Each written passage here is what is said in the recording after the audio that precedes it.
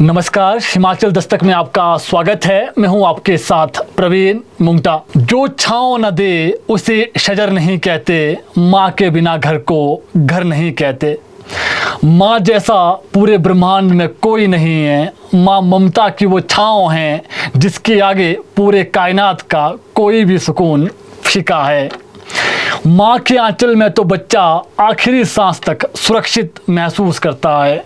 आज ममता की एक ऐसी दास्तां आपको सुनाते हैं जिससे आपका कलेजा फट जाएगा। हिमाचल में 31 जुलाई की वो काली रात, समय था करीब रात 12 बजे का।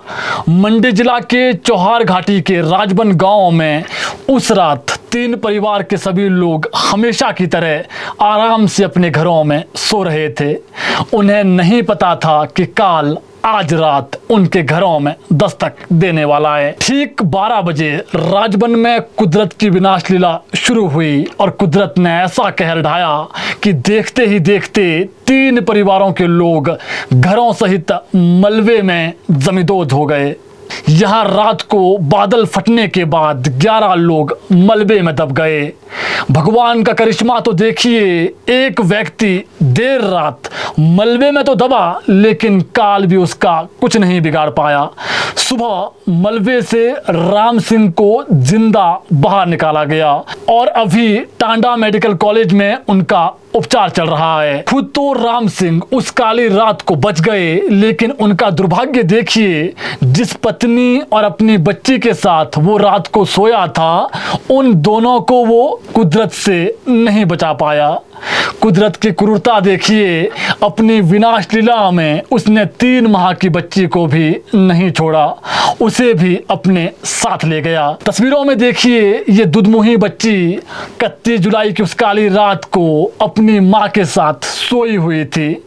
4 दिन बाद जब बच्ची का शव माँ के साथ मिला है तो सब हैरान हो गए। 23 वर्षीय सोनम ने अपने गले से अपनी नन्ही जान को लगाया हुआ था। बच्ची अपनी माँ के आंचल में लिपटी हुई थी।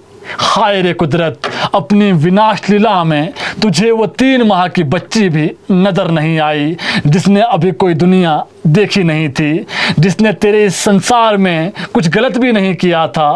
तो इतनी क्रूर होगी, 3 वर्षीय मासूम ने कभी सपने में भी ऐसा नहीं सोचा होगा। उस रात माँ अपनी बच्ची को बचाने के लिए अंतिम समय तक काल से लड़ती रही और उसे सीने से लगाए रखा, लेकिन कुदरत से हुई उस जंग में उस रात बच्ची और खुद को सोनम बचा नहीं सकी। राजबन में रेस्क्यू के दौरान जब बचाव कर्मियों की नज़र 23 वर्षीय सोनम और उसकी 3 माह की बेटी पर पड़ी तो उनके आंखों से भी आंसू आ गए। माँ बेटी एक दोनों से लिपटे हुए थे। माँ का एक हाथ बेटी के सर पर था तो दूसरा हाथ उसे सीने से पकड़ा हुआ था।